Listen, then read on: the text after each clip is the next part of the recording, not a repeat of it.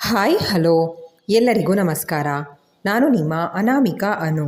ಅಭಿವ್ಯಕ್ತಿ ಕಥಾಲೋಕಕ್ಕೆ ಸ್ವಾಗತ. ಅನುಬಂಧ ಕಥೆಯ 70ನೇ ಅಧ್ಯಾಯವನ್ನು ಶುರು ಮಾಡೋಣ. ನಿಮ್ಮಿಂದಾಗಿ ಚಿಕ್ಕುಗೆ ವರ್ಷ ತುಂಬಿದ್ರೂ ನನಗವನ ಇರುವಿಕೆ ಬಗ್ಗೆ ಗೊತ್ತೇ ಇರಲಿಲ್ಲ. ನಾನು, ಸಾನು, ಮಗು ಯಾವ ತಪ್ಪು ಮಾಡದೆ ಶಿಕ್ಷೆ ಅನುಭವಿಸಿದ್ವಿ. ಈ ಸಲನೂ ನೀವು ಹೀಗೆ ಏನೋ ಕುತಂತ್ರ ಮಾಡ್ತಾ ಇಲ್ಲ ಅನ್ನೋದಕ್ಕೆ ಏನು ಗ್ಯಾರಂಟಿ? ನೋಡಿ ಅದಕ್ಕೆ, ನೀವು ಬದಲಾಗಿದ್ದೀರಾ ಅಂದರೆ ಅದನ್ನು ನಮ್ಮ ಹತ್ರ ಬಂದು ಹೇಳೋ ಬದಲು ಅಣ್ಣನಿಗೆ ಮನವರಿಕೆ ಮಾಡಿ. ಅವನಿಗೆ ಒಪ್ಪಿಗೆ ಇದ್ದರೆ ಮತ್ತೆ ಒಂದಾಗಿ, ನಮ್ಮದೇನು ಅಭ್ಯಂತರ ಇಲ್ಲ. ಅದನ್ನು ಬಿಟ್ಟು ಸಾನು ಹತ್ರ ಹೆಲ್ಪ್ ಕೇಳ್ಕೊಂಡು ಬಂದು ನಾಟಕ ಆಡ್ತಾ ಮತ್ತೆ ಷಡ್ಯಂತ್ರ ಮಾಡಿದ್ದೀರಾ ಅಂತ ಗೊತ್ತಾಗಬೇಕು. ನೀವು ನನ್ನ ಅತ್ತಿಗೆ ಮೇಲಾಗಿ ಒಬ್ಬರು ಹೆಣ್ಣು ಅಂತಲೂ ನೋಡದೆ ಜೀವಂತ ಹೂತಾಕ್ಬಿಡ್ತೀನಿ. ಪುಟ್ಟ ಕಂದ ಹೆದರುವನು ಅನ್ನೋದನ್ನು ಗಮನದಲ್ಲಿ ಇಟ್ಟುಕೊಂಡ ಸೂರಿ ಧ್ವನಿ ಏರಿಸದೆಯೇ ಎಚ್ಚರಿಕೆ ಕೊಟ್ಟು ಅವರನ್ನು ಮನೆಯಿಂದ ಹೊರಡಲು ತಿಳಿಸಿದ್ರೆ, ಸಾನ್ವಿಗೆ ಬೇಡಿಕೆ ಇಟ್ಟು ಅವಳು ಒಪ್ಪಿದ ಮೇಲೆ ಚಿಕ್ಕುನ ಬಳಿ ಕರೆದು ಅವನನ್ನು ಮನಸಾರೆ ಮುದ್ದಿಸಿ ಮನೆಯಿಂದ ಹೊರಟ್ಲು. ದೊಡ್ಡಮ್ಮ ಟಾಟಾ ಅಂತ ಕೈ ಬೀಸಿ ಅವಳನ್ನು ಕಳುಹಿಸಿಕೊಟ್ಟ ಕಂದನ ಮೇಲೆ ಮುದ್ದುಕ್ಕಿ ಬಂದರೂ ಆ ಕಂದ ತಾಯಿಯ ಒಡಲಿನಲ್ಲಿ ಇದ್ದಾಗ ಅದೆಷ್ಟು ಕಾಟ ಕೊಟ್ಬಿಟ್ಟಿದ್ದೆ ಅನ್ನೋ ಕೀಳರಿಮೆಯಲ್ಲಿ ಕಣ್ ತುಂಬಿಕೊಂಡು ಮನೆಯಿಂದ ಹೊರಟುಬಿಟ್ಲು ನೀತಾ. ಅತ್ತಿಗೆ ಹೊರಟ ಮೇಲೆ ಸಾನ್ವಿನ ವಾಕಿಂಗ್ ಹೋಗೋಣ ಅಂತ ಕರೆದ್ರೆ ಅವಳು ಆಗಲೇ ಸುಸ್ತು ಅನ್ನೋ ನೆಪ ಹೇಳಿ ಅಜ್ಜಿ ರೂಮ್ಗೆ ಹೋಗಿ ಅವರು ಅವಳಿಗಾಗಿ ಮಾಡಿಟ್ಟಿದ್ದ ಕುರುಕಲು ತಿಂಡಿಗಳನ್ನು ತಿನ್ನೋದಕ್ಕೆ ಶುರು ಮಾಡಿದ್ರೆ, ಅವಳ ಹಿಂದೆಯೇ ರೂಮಿಗೆ ಓಡ್ ಬಂದ ಸೂರ್ಯಾಂಶ್ ಅಮ್ಮನ ತಿಂಡಿಯಲ್ಲಿ ಪಾಲುದಾರನಾದ. ಅಮ್ಮ ಮಗನ ಅವಸ್ಥೆ ಕಂಡು ಸಣ್ಣದಾಗಿ ಹಣೆ ಬಡ್ಕೊಂಡ ಸೂರಿ, ಸಾನ್ವಿ ಇದೆಲ್ಲ ತಿನ್ಬೇಡ ಕಣೆ, ನಿನ್ನ ಆರೋಗ್ಯಕ್ಕೆ ಒಳ್ಳೆಯದಲ್ಲ ಅಂತ ಹೇಳ್ತಾ ಬಂದವನ ಕಡೆಗೆ ಕೋಪದ ನೋಟ ಬೀರಿ, ಅಜ್ಜಿ ಪ್ಲೀಸ್ ನೀವೇ ಹೇಳಿ, ಯಾವಾಗ ನೋಡಿದ್ರು ಹಣ್ಣಿನ ರಸ ಕುಡಿ, ಡ್ರೈ ಫ್ರೂಟ್ಸ್ ತಿನ್ನು, ಸೊಪ್ಪು ತರಕಾರಿ ತಿನ್ನು ಅಂತಾರೆ. ಈಗ 4 ತಿಂಗಳಿಂದ ಅದನ್ನೇ ಅಲ್ವಾ ತಿನ್ಕೊಂಡು ಬರ್ತಾ ಇರೋದು. ಯಾವಾಗಲೂ ಅಪರೂಪಕ್ಕೆ ಹೀಗೆ ತಿಂಡಿ ತಿನ್ನೋ ಆಸೆ, ಆದರೆ ಅದಕ್ಕೂ ಅಡ್ಡಿ ಮಾಡ್ತಾರೆ. ಸುರಿ ಪ್ಲೀಸ್, ಈ ಸಲ ನನ್ನ ಎಲ್ಲ ಬಯಕೆಗಳನ್ನು ಈಡೇರಿಸ್ತೀನಿ ಅಂತ ಮಾತು ಕೊಟ್ಟಿದ್ದೀರಾ, ಮರಿಬೇಡಿ ಅಂದಳು. ಅಂತೂ ಗತದ ನೆನಪು ತಂದು ಅದನ್ನೇ ಅಸ್ತ್ರವಾಗಿ ಉಪಯೋಗಿಸಿದ ಹುಡುಗಿ ಸೂರಿ ಬಾಯಿ ಮುಚ್ಚಿಸಿದ್ರೆ ಚಿಕ್ಕು ಅಪ್ಪನ ಜೊತೆಗೆ ತನ್ನ ಪಾಲಿನ ತಿಂಡಿಯನ್ನು ಹಂಚಿ ತಿನ್ನಬೇಕು ಅನ್ನೋ ಹಠ ಮಾಡ್ತಾ ಇದ್ದ. ಮೊದಲಿನಿಂದಲೂ ಎಣ್ಣೆಯ ಪದಾರ್ಥಗಳನ್ನು ಅಷ್ಟಾಗಿ ಇಷ್ಟಪಡದ ಸೂರಿ ಈಗ ಮಗನ ಹಠಕ್ಕೆ ಮಣಿದು ಅಜ್ಜಿ ಮಾಡಿದ ತಿಂಡಿಗಳನ್ನು ತಿಂದರೆ ದುರ್ಗಾದೇವಿಯವರು ನಗ್ತಾ, ಸಣ್ಣ ವಯಸ್ಸಿನಲ್ಲಿ ಎಲ್ಲ ಮಕ್ಕಳು ಅಜ್ಜಿ ಮಾಡಿದ ಚಕ್ಲಿ ತೆಂಗಳು ಇಷ್ಟಪಟ್ಟು ತಿನ್ನುವಾಗ ಇದೆಲ್ಲ ಎಣ್ಣೆ ಪದಾರ್ಥ ನನಗೆ ಬೇಡ ಅಂತ ಮೂಗು ಮುರಿತಾ ಇದ್ದೆ. ಈಗ ನೋಡು, ನಿನ್ನ ಮಗನೇ ನಿನಗೆ ಸರಿಯಾಗಿ ಬುದ್ಧಿ ಕಲಿಸ್ತಾ ಇದ್ದಾನೆ.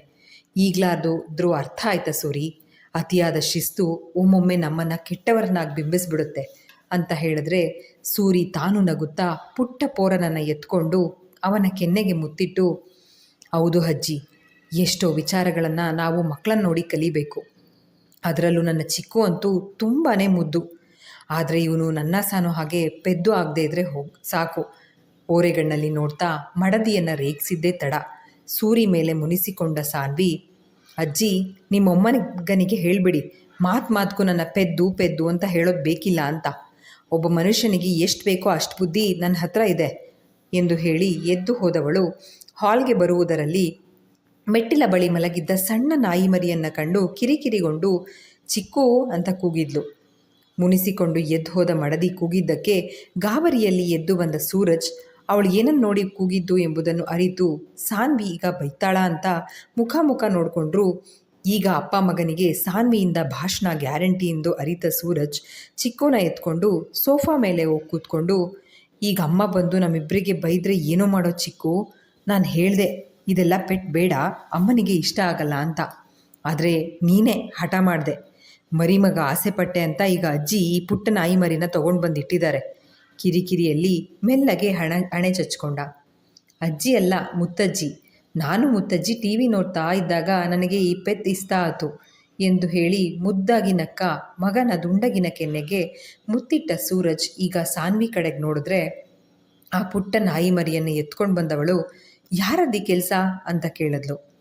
ಅಪ್ಪ ಮಗ ಇಬ್ಬರು ಮುಖ ನೋಡಿಕೊಂಡು ಇಬ್ಬರು ನಾವಲ್ಲ ಅನ್ನೋ ಹಾಗೆ ತಲೆ ಆಡಿಸಿದ್ರು. ಓ, ಹಾಗಾದರೆ ನಮ್ಮನೆಗೆ ಇದು ಮೇಲಿಂದ ಹಾರ್ಕೊಂಡು ಬಂತಾ? ಅಮ್ಮನ ಪ್ರಶ್ನೆಗೆ ಮುಸಿ ಅಂತ ನಕ್ಕ ಸೂರ್ಯಾಂಶ್, ಅಮ್ಮ ಅದು ಬರದಲ್ಲ ದಾಗಿ, ಅದು ಹಾರಲ್ಲ ಎಂದು ಹೇಳ್ದ. ತಲೆ ಹರಟೆ ಜಾಸ್ತಿ ಆಯಿತು ನಿಂದು. ಮನೆಯಲ್ಲಿ ಅಜ್ಜಿ ಮುತ್ತಜ್ಜಿ ಮುದ್ದು ಜೊತೆಗೆ ನಿನ್ನ ಅಪ್ಪನ ಸಪೋರ್ಟ್ ಜಾಸ್ತಿ ಆಯಿತು. ಅದಕ್ಕೆ ನಿನ್ನ ನಾಲ್ಗೇನು ತುಂಬ ಉದ್ದ ಆಗ್ತಾ ಇದೆ.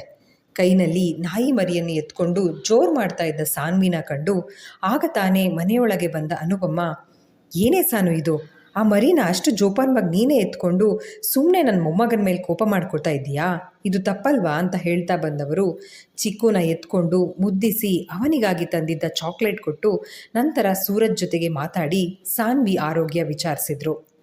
ನಂತರ ಅನುಪಮ ಅವರು ಜಾನಕಿ ಹಾಗೆ ದುರ್ಗಾದೇವಿಯವರ ಜೊತೆಗೆ ಮಾತನಾಡುವುದರಲ್ಲಿ ನಿರತರಾದರೆ ಅಪ್ಪ ಮಗ ಕಿವಿ ಹಿಡಿದು ಸಾನ್ವಿ ಹತ್ರ ಸಾರಿ ಕೇಳ್ತಾ ಇದ್ರು. ಸಾನ್ವಿಗೂ ಮೊದಲಿಂದ ಸಾಕು ಪ್ರಾಣಿಗಳು ಅಂದರೆ ಇಷ್ಟ. ಆದರೆ ಅವಳ ತಂದೆಯ ನಿರಾಕರಣೆಯ ಪರಿಣಾಮ ಏನನ್ನೂ ಸಾಕೋಕ್ಕಾಗಿರಲಿಲ್ಲ. ಈಗ ಆ ಮರಿಯನ್ನು ಕಂಡು ಒಳಗೊಳಗೆ ಸಂತೋಷ ಆಗ್ತಾ ಇದ್ರೂ ಅದನ್ನು ಹೊರಗೆ ತೋರ್ಪಡಿಸದೆ ಕೋಪದ ಸೋಗು ಹಾಕ್ಕೊಂಡಿರುವ ಮಡದಿಯನ್ನು ಪುಸಲಾಯಿಸುತ್ತಾ ಸೂರಜ್, ಪಾಪ ಅಲ್ವೇನೆ ಚಿಕ್ಕು, ಅಮ್ಮ ಕೂಡ ಒಮ್ಮೊಮ್ಮೆ ಕೆಲಸ ಅಂತ ಬ್ಯುಸಿ ಆದಾಗ ಒಬ್ಬನೇ ಆಟ ಆಡ್ಕೊಂಡು ಕೂತಿರ್ತಾನೆ. ಇನ್ನು ಅವನ ತಂಗಿ ಬರೋಕ್ಕೆ ತುಂಬ ಟೈಮ್ ಇದೆ. ಆಮೇಲೆ ಮಗು ಹುಟ್ಟಿದ ತಕ್ಷಣ ಆ ಪಾಪು ಚಿಕ್ಕು ಜೊತೆ ಆಟ ಆಡೋಕ್ಕಾಗುತ್ತಾ? ಅಷ್ಟಕ್ಕೂ ಈ ನಾಯಿ ಪಾಪ ಕಣೆ, ಪಾಪಚ್ಚಿ ನಿಂತರ ಕಚ್ಚಲ್ಲ ಬೊಗಳಲ್ಲ, ತುಂಬ ಫ್ರೆಂಡ್ಲಿ, ನಮ್ಮ ಚಿಕ್ಕು ಜೊತೆಗೆ ಮುದ್ದಾಗಿ ಆಟ ಆಡ್ಕೊಂಡಿರುತ್ತೆ ಎಂದ. ಕೈಯಲ್ಲಿ ಇದ್ದ ನಾಯಿ ಮರಿಯನ್ನು ಕಂಡು ಅದರ ತಲೆಯನ್ನು ಒಮ್ಮೆ ನೇವರಿಸಿ, ಆಯಿತು, ಚಿಕ್ಕುಗೋಸ್ಕರ ಈ ಮರಿನ ಸಾಕೋದಕ್ಕೆ ಒಪ್ಕೋತೀನಿ, ಆದರೆ ಇದಕ್ಕೆ ಸ್ನಾನ, ವಾಕಿಂಗ್, ಟ್ರೈನಿಂಗ್ ಎಲ್ಲ ನೀವೇ ಕೊಡಬೇಕು ಸೂರಿ ಅಂತ ಹೇಳಿದ್ರೆ ಸಾನ್ವಿ ಮಾತಿಗೆ ವಿಧೇಯ ವಿದ್ಯಾರ್ಥಿಯ ಹಾಗೆ ತಲೆದೂಗಿದ ಸೂರಜ್. ಅಂತೂ ಅಮ್ಮನಿಂದ ಒಪ್ಪಿಗೆ ಸಿಕ್ಕ ಖುಷಿನಲ್ಲಿ ಚಿಕ್ಕು ಈಗ ಸ್ವಲ್ಪ ಭಯದಲ್ಲೇ ಆ ಮರಿಯ ತಲೆ ಸವರ್ತಾ ಇದ್ದರೆ ಅವನನ್ನು ಮಡಿಲಲ್ಲಿ ಕೂರಿಸ್ಕೊಂಡು ತಾನೇ ಮಗನ ಕೈ ಹಿಡಿದು ಮರಿಯನ್ನು ಎತ್ಕೊಳ್ಳೋದಕ್ಕೆ ಸಹಾಯ ಮಾಡ್ತಾ ಇರುವಳು ಸಾನ್ವಿ. ಅವಳ ರೀತಿಗೆ ನಗುತ್ತಾ ಸೂರಜ್, ಬೇಡ ಬೇಡ ಅಂತ ಹೇಳ್ತಾ ಇದ್ದವಳೆ ಈಗಿಷ್ಟು ಮುದ್ದಾಗಿ ಆ ಮರಿನ ನೋಡ್ಕೊಳ್ತಾ ಇದ್ದಾಳೆ. ಕಳ್ಳ ಸಾನು, ನಿನಗೆ ಹೀಗೆಲ್ಲ ಸಾಕು ಪ್ರಾಣಿಗಳು ಅಂದರೆ ಇಷ್ಟ ಅಂತ ಮೊದಲೇ ಹೇಳಿದರೆ ನಾನು ನಿನಗೆ ಈ ಥರ ಪುಟ್ಟ ಮುದ್ದು ಮರಿಯನ್ನು ಗಿಫ್ಟ್ ಮಾಡ್ತಾ ಇದ್ದೆ ಎಂದು ಹೇಳಿದರೆ ಸುಮ್ಮನೆ ಗಂಡನ ಕಡೆಗೆ ಹುಸಿ ಮುನಿಸಿನ ನೋಟ ಬೀರಿ ಅವನನ್ನು ಸುಮ್ಮನಾಗಿಸಿದ್ಲು. ಅಮ್ಮ, ದಾಗಿಗೆ ನೇಮೇನಿದೋನಾ ಕೇಳಿದ ಪುಟ್ಟ ಸೂರಿ. ಒಂದೆರಡು ನಿಮಿಷ ಯೋಚಿಸಿ ಟಾಮಿ ಎಂದು ಸಾನ್ವಿ ಹೇಳಿದ್ದಕ್ಕೆ ಮುಖ ಸಿಂಡರಿಸಿಕೊಂಡು ಬೇಡ ಅಂದ ಚಿಕ್ಕು. ಚಾಕ್ಲೇಟ್ ಈ ಹೆಸರು ಕೇಳಿ ಖುಷಿನಲ್ಲಿ, ಆತು, ನನಗೆ ಇದೇ ಇಷ್ಟ ಆತು, ಇನ್ಮೇಲೆ ಇದಾಗಿ ಹೆಸರು ಚಾಕೇಟ್ ಎಂದು ಹೇಳಿದವನು ಆ ಮರಿಯ ತಲೆಯನ್ನು ಪುಟ್ಟ ಕೈಯಲ್ಲಿ ಸವರಿದ್ದು. ಆದರೆ ಈ ಹೆಸರು ಹೇಳಿದ್ದು ಯಾರು? ನೋಡಿದ ಸಾನ್ವಿ ದಂಗಾಗಿ ಸುಮ್ಮನೆ ನಿಂತುಬಿಟ್ಲು. ಕಾರಣ ಈಗ ಇವಳ ಎದುರಿಗೆ ನಿಂತಿರುವವರು ಮತ್ಯಾರೂ ಅಲ್ಲ, ಇವಳ ಸಾಕು ತಂದೆ, ಅಂದರೆ ದೊಡ್ಡಪ್ಪ ಜಗದೀಶ್. ಅಪ್ಪ, ಓ ಸಾರಿ ದೊಡ್ಡಪ್ಪ, ನೀವು ಯಾವಾಗ ಬಂದ್ರಿ? ನಾನು ಅಮ್ಮ ಮಾತ್ರ ಬಂದಿರೋದು ಅಂದ್ಕೊಂಡೆ, ಎಂಥ ಸರ್ಪ್ರೈಸ್ ಅಂತ ಹೇಳುತ್ತಾ ಹೋಗಿ ಅವರ ಕಾಲಿಗಿರಗಲು ಬಾಗಿದ ಹುಡುಗಿಯ ಭುಜ ಹಿಡಿದು ತಡೆದವರು, ಇಂಥ ಸಮಯದಲ್ಲಿ ಹೀಗೆಲ್ಲ ಬಗ್ಗಿ ನಮಸ್ಕಾರ ಮಾಡಬಾರ್ದು ಸಾನ್ವಿ ಎಂದು ಹೇಳಿದವರು ಅವಳ ನೆತ್ತಿ ಸವರಿ, ಒಂದು ದಿನಕ್ಕೂ ಮಗಳು ಅನ್ನೋ ಪ್ರೀತಿ ಕೊಟ್ಟು ನೋಡ್ಕೊಳ್ಳಿಲ್ಲ. ನನ್ನ ತಮ್ಮ ಹೇಳ್ದೆ ಕೇಳದೆ ಮದುವೆ ಆದ ಅನ್ನೋ ಒಂದೇ ಬೇಸರದಲ್ಲಿ ಮಧುಮತಿನ ಎಂದೂ ನಮ್ಮನೆ ಸೊಸೆ ಅಂತ ನಾನು ಒಪ್ಕೊಳ್ಳೇ ಇಲ್ಲ. ಇದಾದ ಮೇಲೆ ನಿನ್ನ ಅನಾಥವಾಗಿ ನನ್ನ ಮನೆ ಬಾಗ್ಲಲ್ಲಿ ಬಿಟ್ಟು ಹೋದ ಮಹೇಶನ ಮೇಲೆ ಸಿಕ್ಕಾಪಟ್ಟೆ ಕೋಪ ಇತ್ತು ನನಗೆ. ಮಗುನ ಹೆತ್ತು ಈಗ ಬಿಸಾಕ್ ಹೋಗ್ಬಿಟ್ರೆ ಇದರ ಖರ್ಚನ್ನು ನಾನೇ ಮಾಡಬೇಕಾ ಅಂತ. ಆಗ ನನ್ನ ತಲೆಯಲ್ಲಿ ಬರೀ ದುಡ್ಡು ಕಾಸಿನ ಲೆಕ್ಕಾಚಾರನೇ ತುಂಬಿತ್ತು. ಏನು ಮಾಡೋದು ಪುಟ್ಟ, ನಾನು ಸಣ್ಣ ಹೋಟೆಲ್ ಒಂದರಲ್ಲಿ ಅಡುಗೆ ಕೆಲಸ ಮಾಡ್ಕೊಂಡಿದ್ದವನು. ಒಂದು ಮಗುನ ಸಾಕೋದೇ ಕಷ್ಟ ಆಗಿತ್ತು. ಅಂಥದ್ರಲ್ಲಿ ನಿನ್ನನ್ನು ಸಾಕಿ ಬೆಳೆಸಿ ಮುಂದೆ ಮದುವೆ ಅಂತೆಲ್ಲ ಖರ್ಚನ್ನು ನನ್ನ ಮೇಲೆ ಹಾಕ್ಕೊಳ್ಳೋದಕ್ಕೆ ಇಷ್ಟ ಇಲ್ಲದೆ ನಿನ್ನ ಆಶ್ರಮದಲ್ಲಿ ಬಿಡೋಣ ಅಂದರೆ ಅನು ಒಪ್ಪದೆ ಹಠ ಮಾಡಿ ನಿನ್ನ ಸಾಕಿ ಬೆಳೆಸಿದ್ಲು.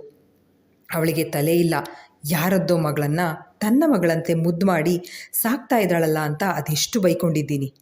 ಆದರೆ ಇವತ್ತು ನಾನು ನಿನ್ನಮ್ಮ ನೆಮ್ಮದಿಯಾಗಿ ಒಂದು ನೆಲೆ ಕಂಡುಕೊಂಡಿದ್ದೀವಿ, 2 ಹೊತ್ತು ಊಟ ಮಾಡ್ತಾ ಇದ್ದೀವಿ ಅಂದರೆ ಅದಕ್ಕೆ ನೀನು, ನಿನ್ನ ಗಂಡ ಸೂರಜ್ ಕಾರಣ. ಅಷ್ಟೇ ಅಲ್ಲ ಸಾನ್ವಿ, ಅನು ಯಾವಾಗಲೂ ಚಿಕ್ಕು ಚಿಕ್ಕು ಅಂತ ನಿನ್ನ ಮಗನ ಬಗ್ಗೆ ಮಾತಾಡ್ತಾನೇ ಇರ್ತಾಳೆ. ಅದಕ್ಕೆ ಮಗುನ ನೋಡಲೇಬೇಕು ಅನ್ನೋ ಹಂಬಲ ಮೂಡಿ ಮನಸ್ಸು ತಡೀದೆ ಬಂದುಬಿಟ್ಟೆ. ಎಷ್ಟೇ ಆಗಲಿ ನನ್ನ ತಮ್ಮ ಮಹೇಶನ ಮೊಮ್ಮಗು ಅಲ್ವಾ ಎಂದ ಜಗದೀಶ್ ಮಾತಿಗೆ ಖುಷಿನಲ್ಲಿ ತನ್ನ ಮಗನನ್ನು ಹತ್ತಿರಕ್ಕೆ ಕರೆದು ತನ್ನ ದೊಡ್ಡಪ್ಪನನ್ನು ತಾತ ಅಂತ ಪರಿಚಯ ಮಾಡಿಸಿದ್ರೆ ಪಾಪ ಕಂದನಿಗೆ ಎಲ್ಲವೂ ಅಯೋಮಯ. ಊರಲ್ಲಿ ಒಂದು ತಾತ, ಅವತ್ತು ಒಂದು ತಾತ ಬಂದಿದ್ದರು, ಈಗ ಇನ್ನೊಂದು ತಾತ, ನನಗೆ ಎಷ್ಟು ತಾತ ಇದೆ ಅಮ್ಮ ಎಂದು ಮುದ್ದಾಗಿ ಕೇಳಿದ್ದ. ಜಗದೀಶ್ ಈಗ ಮಗುವಿನ ಗೊಂದಲವನ್ನು ನಿವಾರಿಸಲು, ಊರಲ್ಲಿ ನಿನಗೆ ತಾತ ಇದ್ದಾರಲ್ಲ, ನಾನು ಅವರ ಅಣ್ಣ, ಅಂದರೆ ನಿನ್ನ ಅಮ್ಮನಿಗೆ ದೊಡ್ಡಪ್ಪ, ನಿನಗೆ ದೊಡ್ಡ ತಾತ, ಸರಿನಾ ಅಂತ ಹೇಳಿದ್ರೆ ಎಲ್ಲವೂ ಅರ್ಥವಾದಂತೆ ತಲೆ ಆಡಿಸಿ, ದೊಡ್ಡ ತಾತ, ಈ ಪೆಟ್ಟಿಗೆ ಚಾಕೇತ್ ನೇಮ್ ಸೂಪಲಾಗಿದೆ, ಬನ್ನಿ ಆತ ಅದನ ಅಂತ ಹೇಳಿ ಈಗ ತಾತನ ತೆಕ್ಕೆಯಲ್ಲಿ ಸೇರಿಕೊಂಡ ಮರಿ ಸೂರಿ ತನ್ನ ನಾಯಿ ಮರಿಯ ನಾಮಕರಣ ಮಾಡಿದ ಖುಷಿನಲ್ಲಿ ಕುಣಿದು ಕುಪ್ಪಳಿಸಿದನು. ಇಷ್ಟು ವರ್ಷ ಈ ಮನುಷ್ಯನಿಂದ ತನಗೆ ಸಿಗದ ಅಪ್ಪನ ಪ್ರೀತಿ ಇಂದು ದೊಡ್ಡಪ್ಪನ ರೂಪದಲ್ಲಿ ಸಿಗ್ತಾ ಇರೋದಕ್ಕೆ ಸಂತೋಷದ ಸಾಗರದಲ್ಲಿ ಮಿಂದೆದ್ದ ಸಾನ್ವಿಗೆ ತಿಳಿದಿಲ್ಲ. ತನ್ನ ದೊಡ್ಡಪ್ಪನ ಈ ಪರಿವರ್ತನೆಯ ಹಿಂದೆ ತನ್ನ ಇನಿಯನ ಕೈವಾಡ ಇದೆ ಎಂದು. ಅಂತೂ ಹೆಚ್ಚಿನ ಒತ್ತಡಗಳು ಇಲ್ಲದೆ ದಿನಗಳನ್ನು ಸರಾಗವಾಗಿ ದೂಡುತ್ತಾ ಬಂದ ಸಾನ್ವಿ ಈಗ 7 ತಿಂಗಳ ಗರ್ಭಿಣಿ. ಅವಳ ಸೀಮಂತ ಶಾಸ್ತ್ರವನ್ನು ವಿಜೃಂಭಣೆಯಿಂದ ಆಚರಿಸಲು ಸೂರಜ್ ಎಲ್ಲ ತಯಾರಿಗಳನ್ನು ಮಾಡ್ಕೊಳ್ತಾ ಇದ್ದರೆ, 2ನೇ ಸಂತಾನಕ್ಕೆ ಹೀಗೆ ಶಾಸ್ತ್ರ ಮಾಡೋ ಹಾಗಿಲ್ಲ ಎಂದ ಪುರೋಹಿತರ ಮಾತಿಗೆ ಕಿವಿಗೊಡದೆ ಮೊದಲ ಬಸುರಿಯಲ್ಲಿ ತನ್ನ ಮಡದಿಗೆ ಯಾವ ಶಾಸ್ತ್ರಗಳನ್ನು ಮಾಡದೇ ಇರೋದ್ರಿಂದ ಈ 2ನೇ ಸಂತಾನಕ್ಕೆ ಎಲ್ಲ ಶಾಸ್ತ್ರಗಳನ್ನು ಮಾಡುವುದಾಗಿ ಹೇಳಿದ್ದ. ಅದರಂತೆ ಶಾಸ್ತ್ರೋಕ್ತವಾಗಿ ಸೀಮಂತ ಶಾಸ್ತ್ರ ಮಾಡಿದ ಸೂರಜ್ ತನ್ನ ಹತ್ತಿರದ ದೂರದ ನೆಂಟರನ್ನೆಲ್ಲ ಆಹ್ವಾನಿಸಿದ್ದ. ಈ ಕಾರ್ಯಕ್ರಮಕ್ಕೆ ವಿಶೇಷ ಅತಿಥಿಯಾಗಿ ತನ್ನ ಬಿಸ್ನೆಸ್ ಪಾರ್ಟ್ನರ್ ಮಯಾಂಕ್ನ ಕರೆದಿದ್ದ. ಅವನ ಮಡದಿಯನ್ನು ಕಂಡು ಈಗ ಅಚ್ಚರಿಯಲ್ಲಿ ಕಣ್ಣರಳಿಸಿದ ಸಾನ್ವಿ, ಚಾರ್ವಿಕಾ ಮೇಡಮ್ ನೀವಾ ಅಂತ ಕೇಳಿದ್ರೆ 8 ತಿಂಗಳ ಹಸುಗೂಸನ್ನು ಹಿಡಿದು ಬಂದಿರುವ ಚಾರ್ವಿಕಾ, ಮೇಡಮ್ ಅನ್ನೋ ಕಾಲ ಎಲ್ಲ ಹೋಯ್ತು ಸಾನ್ವಿ, ಈಗೇನಿದ್ರು ನಾವು ಫ್ರೆಂಡ್ಸ್. ಮಯಾಂಕ್ ನಿನ್ನ ಮತ್ತು ಸೂರಜ್ ಕಂಪ್ನಿ SM ಬಿಲ್ಡರ್ಸ್ನ ಸೆಟಪ್ ಮಾಡಿಕೊಡುವಾಗಲೇ ಸೂರಜ್ಗೆ ಹೇಳಿದ್ದೆ ಸಾನ್ವಿನ ಕರ್ಕೊಂಡು ಮನೆಗೆ ಬಾ ಅಂತ. ಆದರೆ ಇವನು ನಾನು ಒಂದು ಮಾತು ಕೇಳಲಿಲ್ಲ. ಡೆಲಿವರಿ ಆದಮೇಲೆ ನಿನ್ನ 2 ಮಕ್ಕಳ ಜೊತೆಗೆ ನಮ್ಮ ಮನೆಗೆ ಬಂದಿನ ಡಿನ್ನರಿಗೆ ಬಾ ಸಾನ್ವಿ. ಆಹ್ವಾನವಿಟ್ಟು ಈಗ ಸೂರಜ್ಗೂ ತಿಳಿಸಿ ಊಟದ ಹಾಲ್ ಕಡೆಗೆ ನಡೆದರು. ಕೊನೆಯಲ್ಲಿ ಸೂರಜ್ ತನ್ನ ಮಡದಿಯ ಕೆನ್ನೆಗಳಿಗೆ ಅರಿಶಿನ ಹಚ್ಚಿ ಕುಂಕುಮ ಇಟ್ಟು ಸಿಂಧೂರ ಲೇಪಿಸಿ ಹೂ ಮುಡಿಸಿ ಕೈಗಳಿಗೆ ಹಸಿರು ಗಾಜಿನ ಬಳೆಗಳನ್ನು ತೊಡಿಸಿದ್ದ. ನಂತರ ತಾನು ಅವಳಿಗಾಗಿ ತಂದಿರುವ ಗಿಳಿ ಹಸಿರು ಬಣ್ಣದ ಸೀರೆ ಜೊತೆಗೆ ಡೈಮಂಡ್ ನೆಕ್ಲೆಸ್ ಸೆಟ್ನ ಮುಡಿ ತುಂಬಿ ತಲೆಗೆ ಅಕ್ಷತೆಯನ್ನು ಹಾಕಿ ಅವಳ ಹಣೆಗೆ ಮುತ್ತಿಟ್ಟು ಐ ಲವ್ ಯು ಸಾನು ಅಂತ ಹೇಳಿದವನ ಈಗ 2 ತಾಸಿನಿಂದ ಒಂದೇ ಕಡೆ ಕೂತು ಹೈರಾಣಾಗಿದ್ದ ಮಡದಿಯನ್ನು ರೂಮಿಗೆ ಕರೆತಂದು ಅವಳಿಗೆ ವಿಶ್ರಾಂತಿ ತೆಗೆದುಕೊಳ್ಳಲು ತಿಳಿಸಿ ಚಿಕ್ಕುಗೆ ಊಟ ಮಾಡಿಸಿ ಬರೋದಾಗಿ ತಿಳಿಸಿ ಹೋದ. ಸೀಮಂತ ಶಾಸ್ತ್ರದ ನಂತರ ರೂಮ್ನಲ್ಲಿ ವಿಶ್ರಾಂತಿ ಪಡೆಯುತ್ತಾ ಇದ್ದ ಸಾನ್ವಿಗೆ ಇದ್ದಕ್ಕಿದ್ದ ಹಾಗೆ ಬೆನ್ನಿನಲ್ಲಿ ಸೆಳೆತ ಬರೋಕ್ಕೆ ಶುರು ಆಗಿಬಿಡ್ತು. ತುಂಬ ಹೊತ್ತು ಕುಳಿತಿದ್ರಿಂದ ಆಯಾಸಕ್ಕೆ ಹೀಗಾಗ್ತಾ ಇದೆ ಅಂತ ಅಂದ್ಕೊಂಡು ಹಾಗೆ ದಿಂಬಿಗೊರಕಿ ಕುಳಿತಿದ್ದ ಸಾನ್ವಿ ಈಗ ಕಿಬ್ಬೊಟ್ಟೆ ನೋವು ಶುರುವಾಗಿದ್ದಕ್ಕೆ ಆತಂಕಗೊಂಡ್ಳು. ಸೂರಿ ಅಂತ ಕೂಗುತ್ತಾ ಎದ್ದು ನಿಲ್ಲುವುದಕ್ಕೆ ಪ್ರಯತ್ನ ಪಡುತ್ತಿದ್ದ ಹುಡುಗಿಯ ಹತ್ತಿರ ಓಡ್ ಬಂದ ಸೂರಜ್ ಅವಳ ಅವಸ್ಥೆಯನ್ನು ಕಂಡು ಗಾಬರಿ ಆಗಿಬಿಟ್ಟ. ಸೂರಿ, ಆಗ್ತಾ ಇಲ್ಲ, ತುಂಬ ನೋವಾಗ್ತಿದೆ. ಚಿಕ್ಕು ಹುಟ್ಟೋವಾಗಲೂ ಹೀಗೆ ಪೇಯ್ನ್ ಬಂದಿತ್ತು, ಬಟ್ ಈ ಸಲ ಇನ್ನೂ 7 ತಿಂಗಳು ನಡೀತಾ ಇದೆ. ಪ್ಲೀಸ್ ಬೇಗ ಡಾಕ್ಟರ್ ಹತ್ರ ಕರ್ಕೊಂಡು ಹೋಗಿ ಎಂದು ಹೇಳುತ್ತಾ ನೋವಿಗೆ ಮುಖ ಕಿವುಚಿದ ಮಡದಿಯನ್ನು ಕಂಡು ಸೂರಿ ನಲುಗಿ ಹೋದ. ಇಲ್ಲಿಗೆ ಈ ಸಂಚಿಕೆ ಮುಕ್ತಾಯವಾಯಿತು. ಸಂಚಿಕೆ ನಿಮ್ಮೆಲ್ಲರಿಗೂ ಇಷ್ಟವಾಗಿದೆ ಅಂತ ಭಾವಿಸ್ತೇನೆ. ದಯವಿಟ್ಟು ನಿಮ್ಮ ಅನಿಸಿಕೆ ಅಭಿಪ್ರಾಯಗಳನ್ನು ಕಮೆಂಟ್ ಸೆಕ್ಷನಲ್ಲಿ ಹಂಚ್ಕೊಳ್ಳೋದನ್ನು ಮರಿಬೇಡಿ. ಧನ್ಯವಾದಗಳು.